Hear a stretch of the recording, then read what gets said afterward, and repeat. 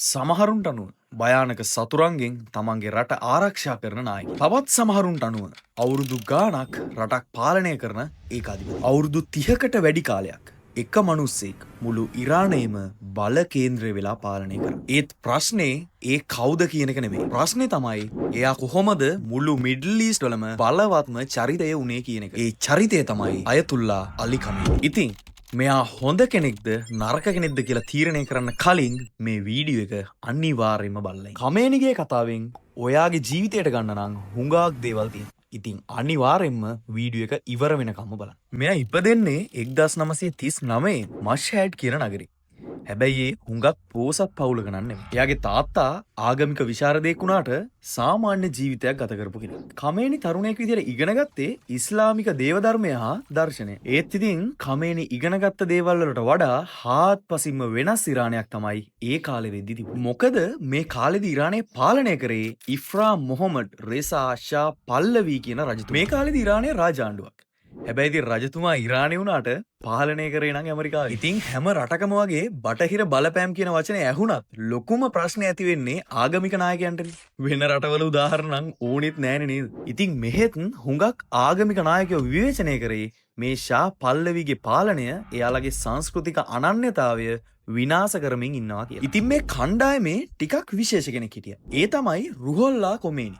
මෙයාට අනිත් අයට නැති විශේෂ හැකියාවක් තිබ්බා. ඒ තමයි මෙයාගේ කතාවලට තරුණ හිත් සෑහෙන්න වශී වෙනවා. මෙයාට තිබුණේ විප්ලවවාදී අදහස්. ඉතින් අද අපේ කතානායකයා වෙන අලි ඛමේනි මේ කාලෙදි තරුණේ. අනිත් හැමෝටම වගේ මෙයාගේ හිතත් කොමේනිගේ විප්ලවවාදී අදහස් වලින් වශී වෙලයි තිබුණේ. ඉතින් මේ කාලේ ඉරානයේ හිටපු හැම තරුණයෙක්ටම වගේ තිබ්බේ එකම එක ඉලක්කයක් විතරයි. මොකද එයාලා තදින්ම විශ්වාස කරේ කවදා හරි ඉරානයට යහපත් අනාගතයක් ගෙනල්ලා දෙන්නේ බටහිර අතපෙවීම නැති නිදහස් ඉස්ලාමික ඉරාන ආණ්ඩුවක් යටතේ කියලා. ඒ මොකද රොහෙල්ලා කොමේනි වගේ විප්ලවවාදී අදහස් දරපු පූජකයන්ගේ කතාවල සාරාංශය උනේ ඒක නිසා. හැබැයි හිත් කොච්චර විප්ලවවාදී වුණත් මේ තරුණයා එක දෙයක් නම් හොඳටම දැනගෙන හිටියේ. ඒ තමයි මේ ඉරාන රාජාණ්ඩුවට එරෙහි වෙන එක කවදාවත් ලේසි වැඩක් නන් නෙවෙයි කියලා. තව දෙයක්. මේ විප්ලවවාදී තරුණයන්ගේ ප්‍රධානියා වුණ රොහොල්ලා කොමේනිවත් ඉරාන රාජාණ්ඩුව විසින් කීප වතාවක්ම අත්අඩංගුවට අරගෙන අවවාද කරලා තිබුණේ. ඒ වගේම එයාට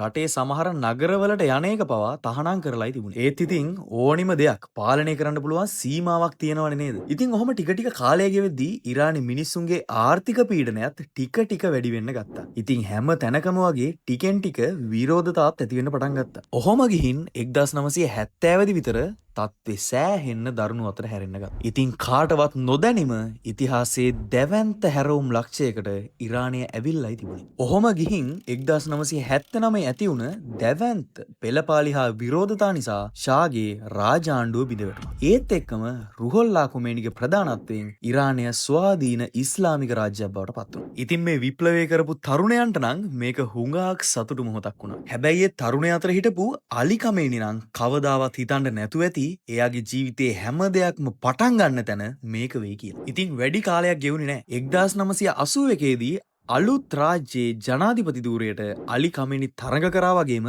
ජයග්‍රහණය කරා. හැබැයි ඉතින් ජනාධිපති වෙන්න වාසනාව තිබ්බට එයාට එයාගේ ජීවිතේ දරුණුම අත්දැකීමට මුහුණ දෙන්න උනේත් මේ අවුරුද්දෙම තමයි. ඒ මොකද්ද කියලා දන්නවද? එයා වේදිකාවක කතා කර කර ඉද්දී එයාව ඉලක්ක කරගෙන සෙට් කරලා තිබ්බ බෝම්බෙකින් මෙයාට දරුණු විදිහට තුවාල වෙනවා. ඒ අනතුර නිසා එයාගේ එක අතක් සම්පූර්ණයෙන්ම වැඩ නැති වෙලා යනවා. ඉතින් සමහරෙකුට කියන්න පුළුවන් මේක තමයි මෙයාගේ ජීවිතේ ලොකුම හැරවුම් ලක්ෂය කියලා. ඒ මොකද 1989 දී කවුරුත් නොහිතපු විදිහට උත්තරීතර නායකයා වුණ රුහොල්ලා කොමේනි මිය යනවා. ඉතින් ඊළඟ උත්තරීතර නායකයා විදිහට අලි ඛමේනි පත් කරගන්න ඒ සිදුවීම හුඟක් බලපෑවා කියලා තමයි විචාරකයෝ නම් කියන්නේ. මේක නිකම්ම නිකන් තනතුරක් නෙමෙයි. මුළු ඉරානෙම ආයුධ බලය, නීතිමය බලය වගේම දේශපාලන බලයත් පැවරෙන්නේ මේ කියන උත්තරීතර නායකයාට තමයි. ඉතින් ඒක තමයි මුළු මිඩල් ඊස්ට් වලම දැවැන්තම පරිවර්තනයක් වෙන්න පටන් ගත්ත මොහොත. දශක ගණනාවක් තිස්සේ ඛමේනි ඉරානය වෙනම මාවතක අරගෙන ගියා. හැබැයි